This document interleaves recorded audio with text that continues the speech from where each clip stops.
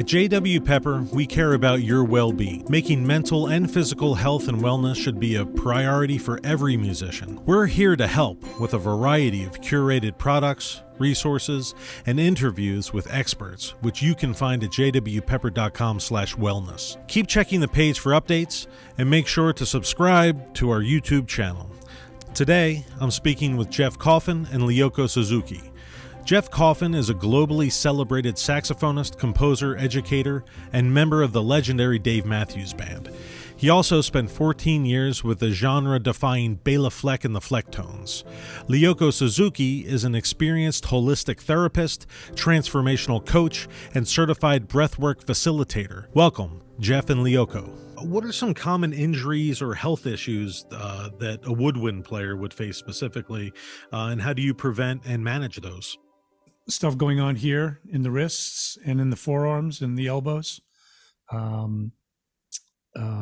Back and neck pain also from straps, from like if you're playing baritone sax with a saxophone strap rather than a harness, then you're going to have some back and neck issues.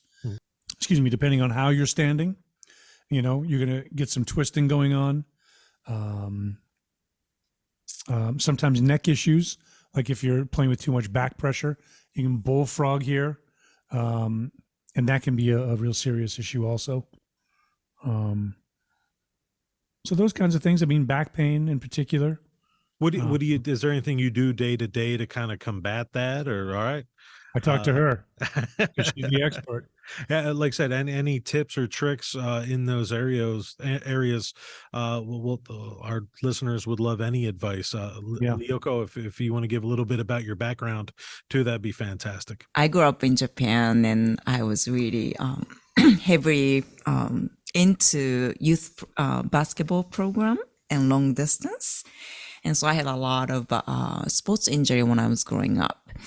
And so that led me come to United States to study sports medicine. So my background is orthopedic sports medicines, and then, but also I study yoga and meditations, hypnotherapy. So I'm really bringing body, mind, spirit combinations to healing.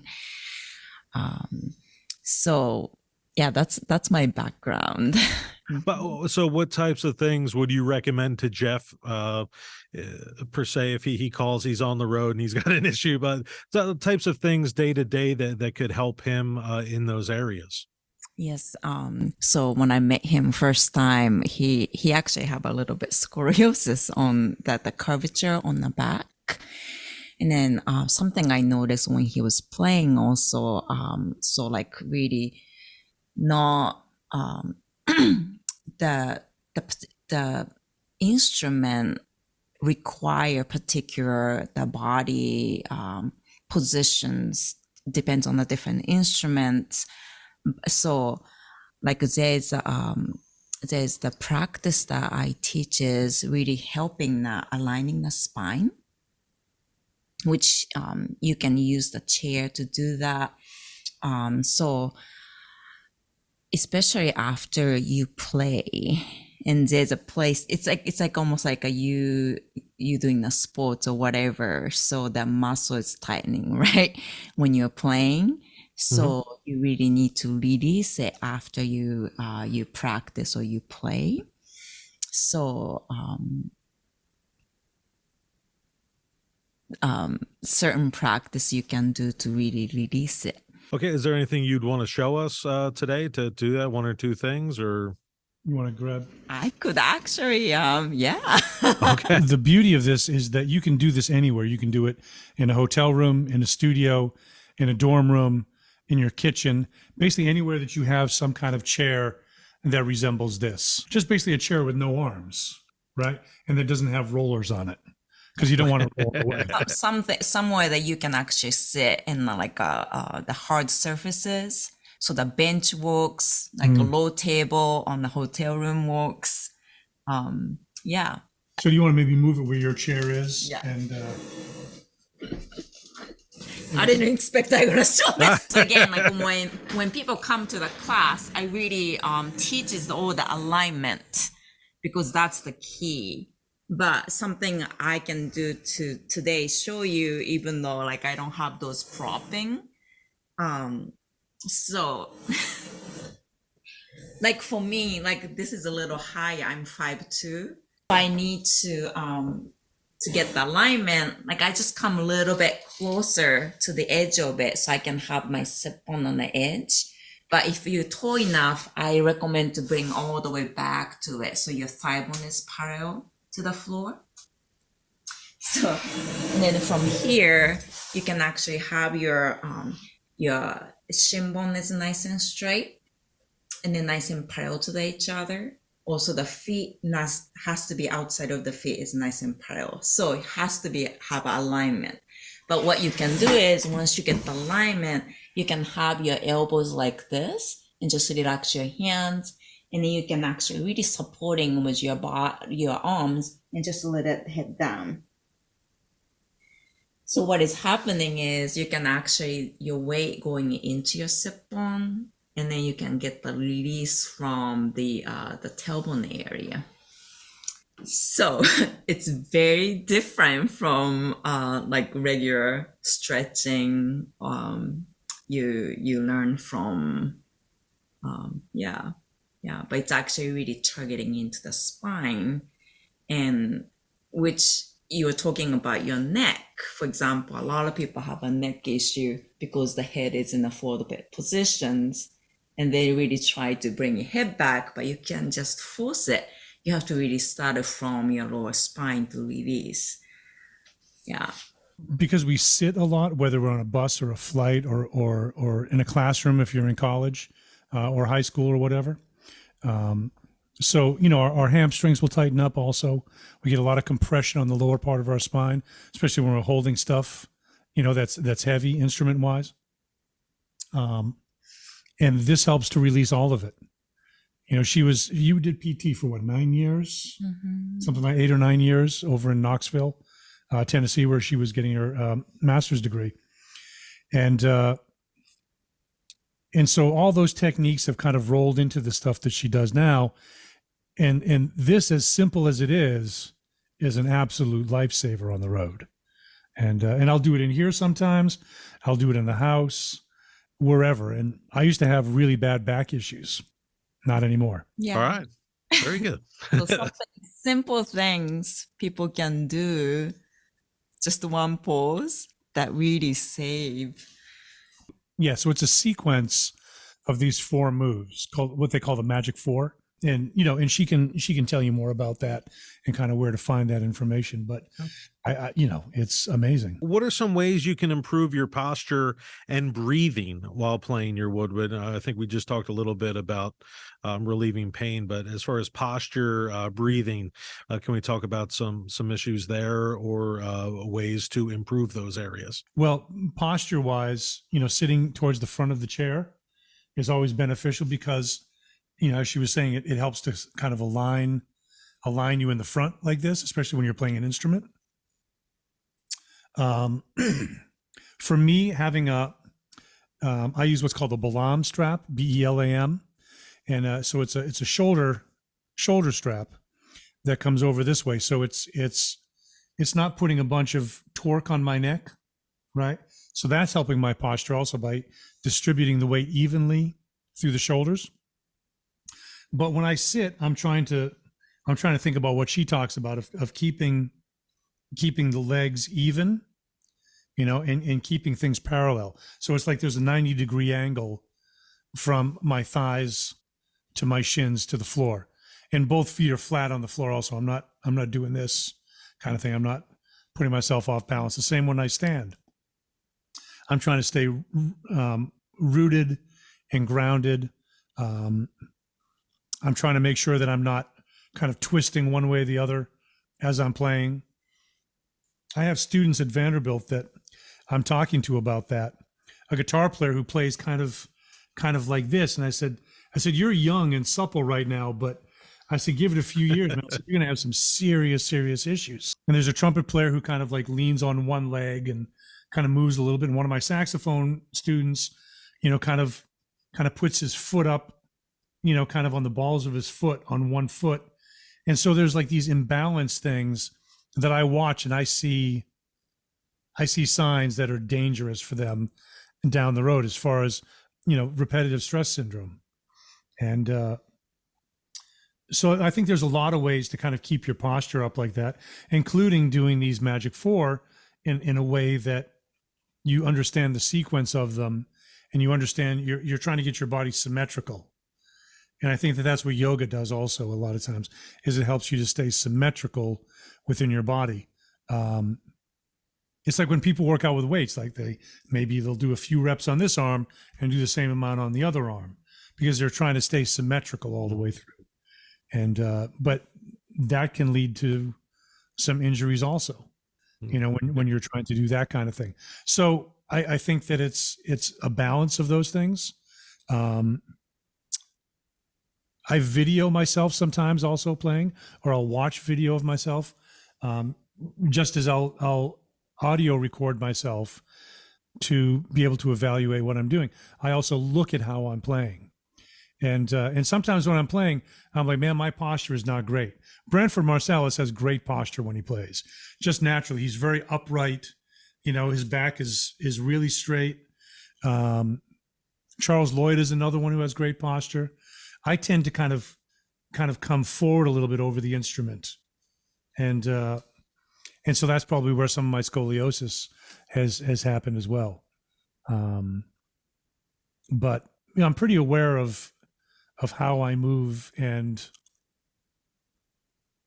sort of my center as I'm structurally, on stage or in a chair. I'm always thinking about that.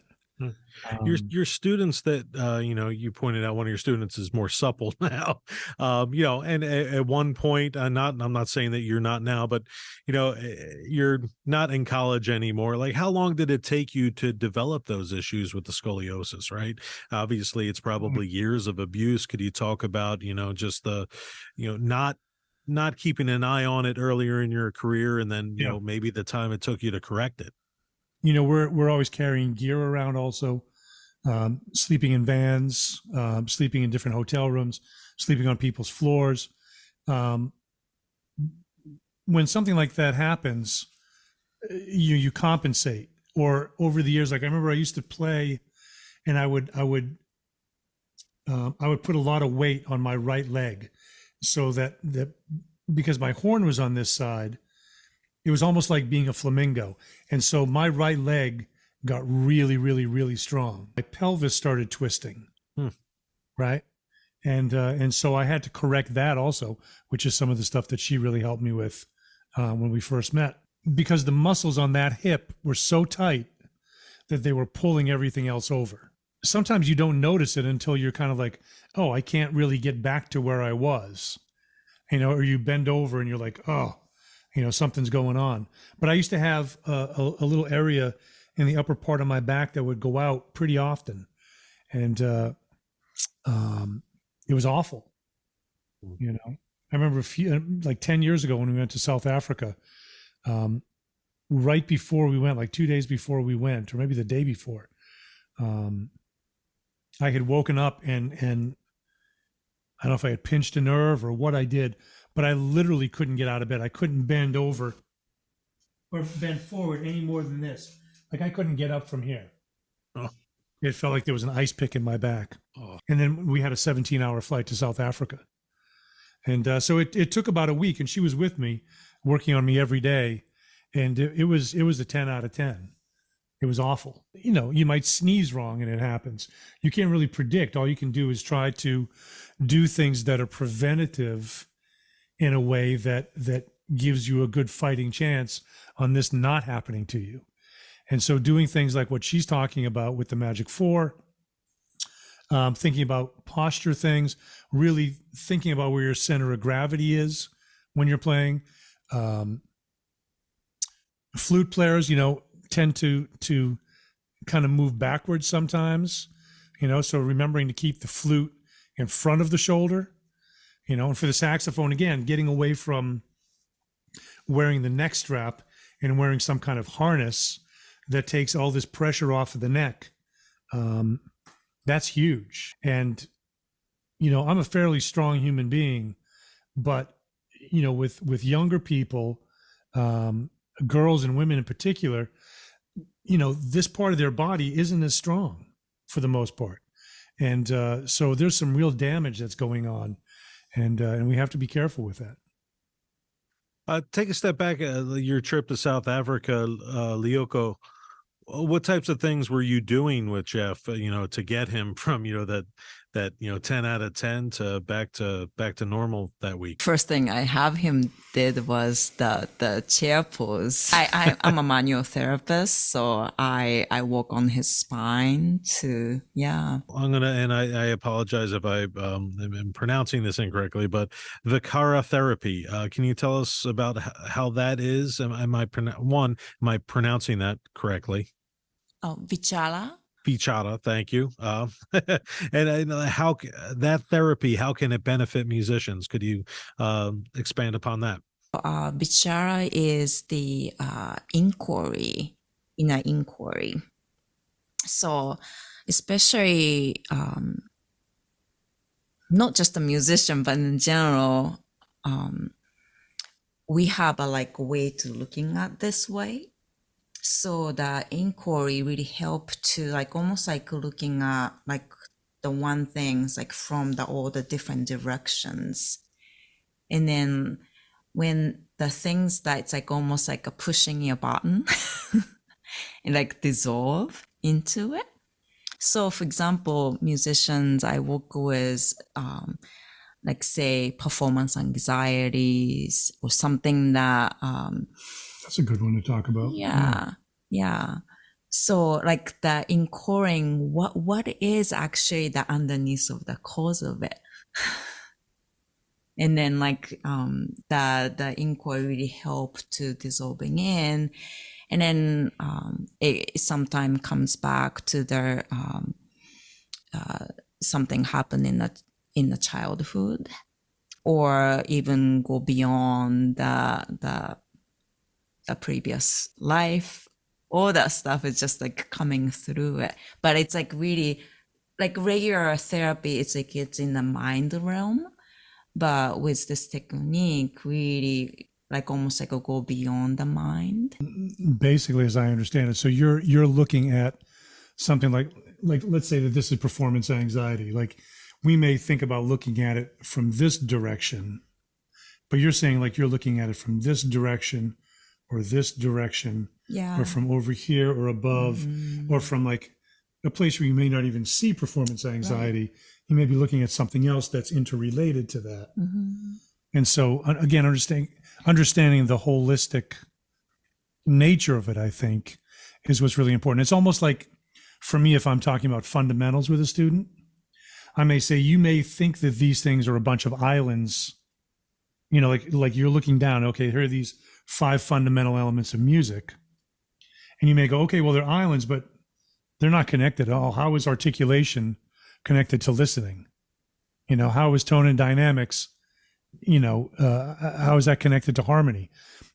But if you're looking at islands from above, right, they may look like they're floating on the water. But what happens if you take away all the water? They're all connected underneath.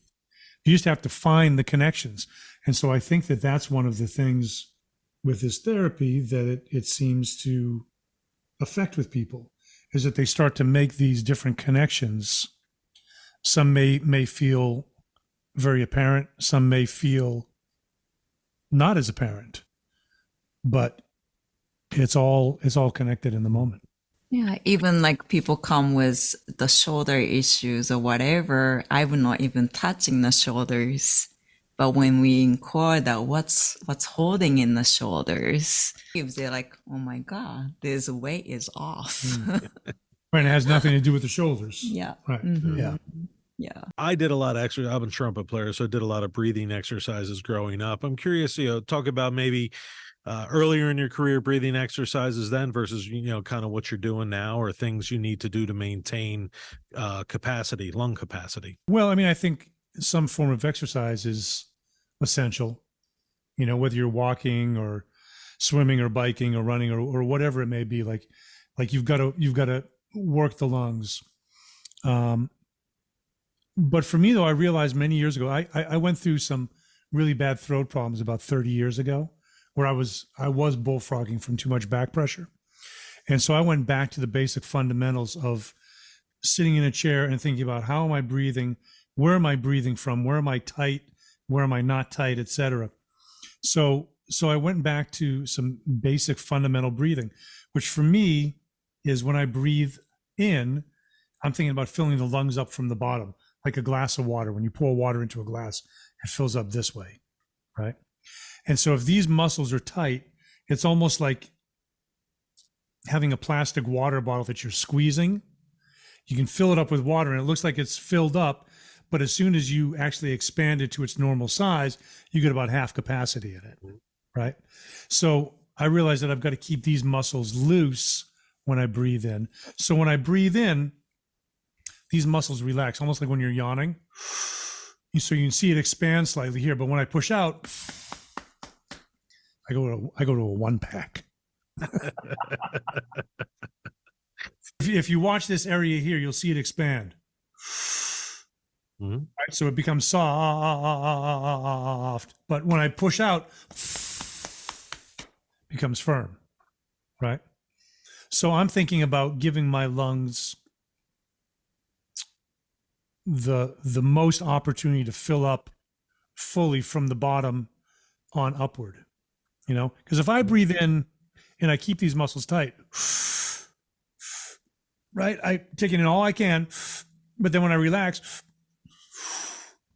I get a whole bunch more air when I relax this area. And one of the things that you can practice also, and I do this with big bands all the time, I'll have them put their hand in front of their face and pretend that there's a birthday cake with a bunch of candles on it, and you're trying to blow them all out at the same time.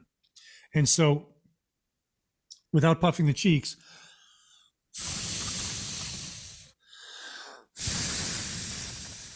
right? And they say, point to the part of your body where you feel the pressure, and you will always feel it here because that's where it's coming from, right? And the other thing you can do is you can say the word "hey," like you're calling someone across the room. Hey, hey, hey. Hey, and you engage the core here. Hey, hey. If you put your hand here when you do it, hey, hey, you'll feel things kind of tighten up. And so when we use this method to get a band to play, like I'll have the rhythm section play, for example, just over one chord, right? And I'll say, okay, you know, we're going to do hits on 3, or I'll say, you know, we're going to do and of 2, 1, 2, bop. And so I'll have them vocalize it first. 1, 2, hey, right? Then I say, now play that way. And with the same, playing from the same place that you're talking from. And it's instantaneous, right? It's not like 6 months down the road or even 6 weeks or 6 days. It is instantaneous and it changes the way a band sounds. If you can get them to continue to think this way, but it's all interconnected. It's all connected into the body. You know, and Lyoko does a lot of breath work, not only with her meditation, but for healing purposes also with people. And she can maybe address some of the work that she does breath-wise. Especially home player, they breathe out, right? Constantly more. And I have to remind Jeff as well, because it's like giving. So it's like almost like when you breathe out all the time, it just doesn't, like you have to balance it out with what with the in-breath. So so something that like I really recommend, it's a more like healing purpose also, just the easy breathing. It's not you trying to force your breath, but just let the breath to breathe you. So it's almost like really practicing the surrender. And that really helped to balancing out with what actually home player does professionally, and then bring that healing back to themselves. Yeah. Maybe show an example of how to do that. Mm-hmm. It's just easy, just breathing through the nose, and then the mouth is just gently closed, and just let the belly soften, your chest soften, your shoulder relax, even your neck, everything relaxing in.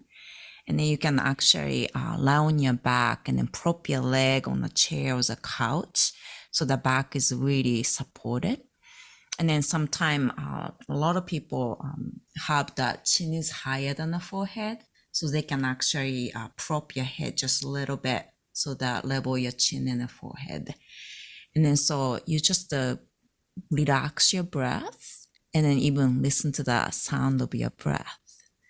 And that's really great listening practice. You're really listening, not just your ear, but really listening with your heart, your whole body. And yeah, it's just a magical happen during that time. One of the things you describe sometimes too is the sound of the breath. Yeah. As almost being like an ocean sound. Mm-hmm. Maybe talk a little bit about that. That's another step of the breath.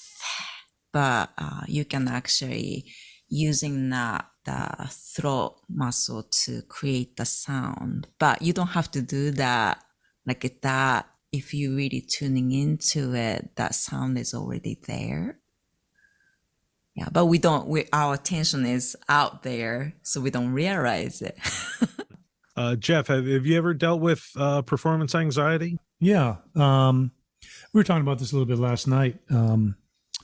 About imposter syndrome, performance anxiety, these kinds of things. Yeah, I've always enjoyed performing, but I've always dealt with imposter syndrome also. Thinking, I'm going to be found out that I don't know what I'm doing, and I think that a lot of people have that, and I'm better with it. I'm a lot better with it, but I think that that's one of the things that would drive me also at certain points, because I think that I was trying to prove it to myself as well, that I deserve to be, on that gig or, in this session or whatever. And that's the ego talking. That's, we all have that to deal with. And for some people it's stronger than others. It's got a kind of a mind of its own in a lot of ways. Mm. But yeah, certainly. I mean, there's been times when I've definitely had performance anxiety, and of course, a lot of my students deal with that also. And there's things that we talk about that that can really help with that. One of the things in particular is that before every gig, I get into what I call gig mode, and it's basically about 50 minutes before the gig starts, 45 to 50 minutes. I sort of leave everything I'm doing. If I've got friends, family, whatever, I'm gone. And I go and I change. I go back and I check my horns again. And I have a little bit of a ritual before we play. And with Matthews, I always make juice for everybody before the gig. And we have a little toast and that kind of thing. That's kind of my zen before the gig. And I don't want to feel like I'm rushing, to get to the dressing room or to get to my horns. I need some time to be with everybody. And so I recommend this for students also. I'm like, give yourself at least 15 minutes, if not 30 or 40, before you have to play, to get yourself in a state of mind to be ready to be in that moment, And because if you're with, if you're with your partner, if you're with your family, if you're trying to wolf down some food, or just driving to the gig and you're late or whatever, trying to get your stuff together, that just that's not relaxing.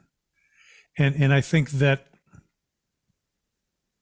in order to do what we do at the highest level, there has to be a level of relaxation that exists.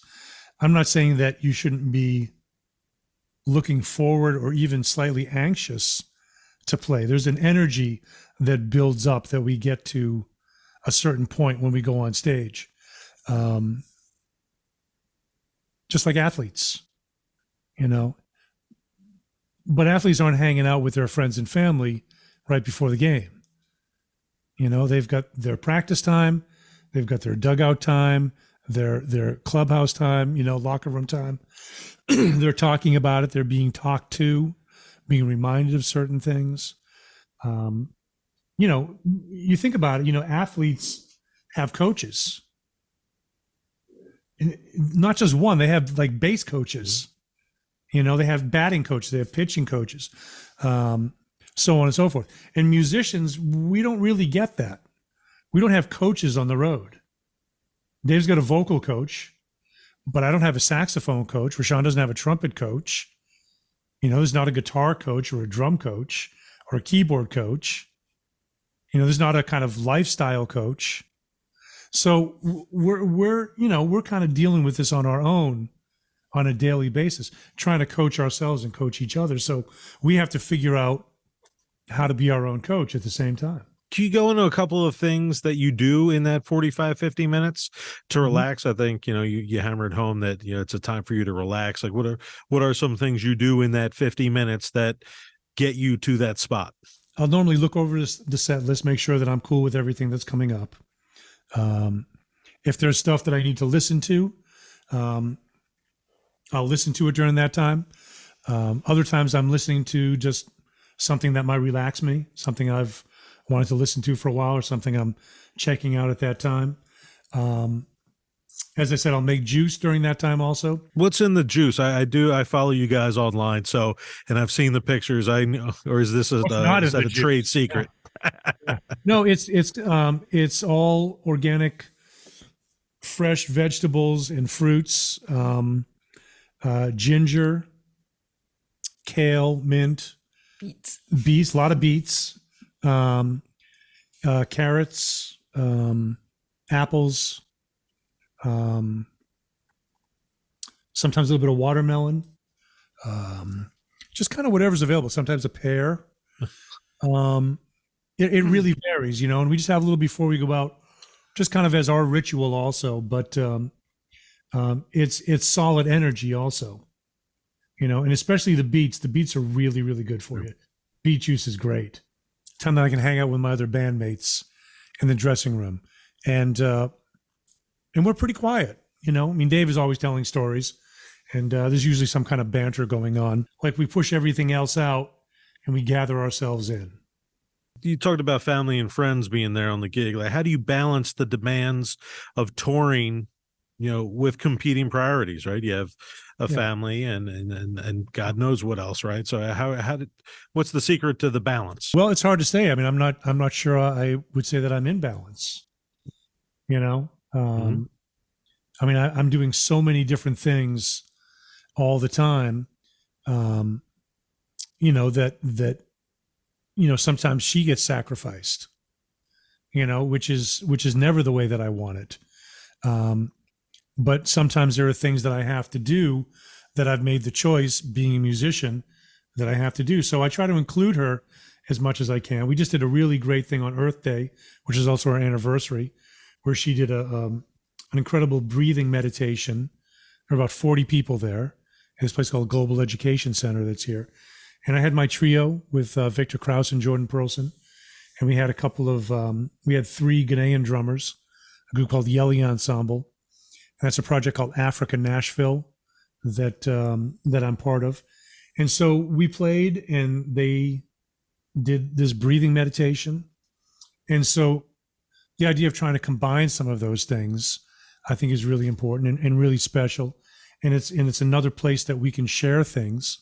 For me to do anything for 2 or 3 hours is a commitment, and especially when it's like interacting with another human being, it's challenging because I'm thinking like, I've got all this work I've got to get done and stuff that's really driving me. And so, I'm not sure it's ever in balance. Lyoko, tell us about your site and your resources. Where can people go to see and get in contact with you and follow what you're doing? My website, www.ryokosuzuki.com. So RYOKOSUZUKI.com. And I have an Instagram. It's called the Suzu Flower, SUZU Flower. I have people that host those newcomers class for their community. So I try to accommodate their needs as well. You don't have to have any background in yoga, or even be an athlete or any of that stuff. And it's all levels. I mean, it can be, a person that's got sciatica so bad they can't feel their feet, or it can be someone that's just like, oh, I'm just a little tweaked out, I need something. And so with every level of that, like I know people personally that have worked with her on every level of that. And emotional stuff as well. It's all interconnected, and the benefits have been profound. So she's had everyone from little kids to people in their 90s coming to her, for various things. And in mobility wise, the way their body's able to move again, like by releasing the spine, all these things, it's huge. And so for us as musicians, because there's a constant, I'd say, pressure, especially with the saxophone, weighting down, like whether we're carrying cases, we've got a backpack on, we've got a case here, we've got another horn here, or God forbid, we're toting around the baritone, and so there's a lot of compression going on. So we need a way to release that. And these techniques that she uses do exactly that. They release the sacral muscles around the tailbone, and which affects everything else. What advice would you have for wellness, to specifically educators? But then beyond that, and Jeff, you're a teacher at Vanderbilt, right? So how often do you speak to your students about wellness? How much do you or should you be incorporating it into your day-to-day education with your one-on-one with students? The very first thing I do when they walk into their lesson or when I walk into their ensemble is I ask them how they're doing. Their mental wellness, their physical wellness, their emotional wellness is my primary concern, above everything else. They've got the rest of their lives to be wonderful musicians and to learn this material. But I need to know how they're doing as people. And I'm very empathic with them also. I can see the way they sit. I can see the way they meet my glance or don't meet my glance. Their body language is very apparent to me. And so I think what I represent in their life is kind of multiples. It's like I'm sort of a parental figure. I'm older than their parents now in some cases. So maybe a grandparental figure, but kind of a crazy uncle, kind of a mentor, kind of like an older brother. I'm a professor also, so there's the educator student, but we laugh a lot, and I keep it light because they need that. They need to know, first of all, that they can trust me, because what I'm asking of them is really important, and I'm really asking them to kind of show me what's here. So in order to do that, you have to have trust. And you have to know that I can hold that and that they can trust me with it. I'll ask them to sing in front of me sometimes, and they always do it, which surprises me, because I'm thinking, man, I'm not sure I would sing in front of somebody. I try to honor that, by acknowledging how important that is to me also. But I'm always checking in with them, always asking them if they're eating, if they're sleeping, how they're feeling, how school's going, how the semester's been going, et cetera, et cetera. And so, yeah, that's an important part of what I do. And so I think with educators, I think we have to be aware that, and I think most educators are, that students are going through a lot all the time. And, you can't solve all their problems, but they do need to laugh. And at the end of the day, it's just music. It's important, but it's just music. And I kind of look at what I do as I'm talking about life, but I'm using music as the metaphor. Mm-hmm. So the things that I'm teaching my students has more to do with 5 years down the road than it does with today or next week. Right? So I'm trying to give them those tools covertly sometimes, leading through example. I thank you both for your time, Lyoko. Thank you for your expertise and showing us some stuff today. What a wonderful day, Jeff. You're always inspiring to talk to. I just want to say that right now, educators are going through a lot of stress. So if any way we can organize to offer that class for your audience, the educator, let me know. Everybody. All right, thank you guys. Yeah. Jeff and Lyoko, thank you so much for taking the time to speak with us today. I know I learned a whole lot from this conversation, and I hope you did too. I'm a trumpet player, and I'm sure I could benefit from everything they had to say about posture and breathing. And the way Jeff approaches teaching, taking the time to ask how students are doing, paying attention to their body language, and building trust is really inspiring. What did you think of everything Jeff and Lyoko had to say? Let us know in the comments. Don't forget to subscribe to our channel, follow us on social media, and go to jwpepper.com/wellness for more helpful interviews, products, and resources.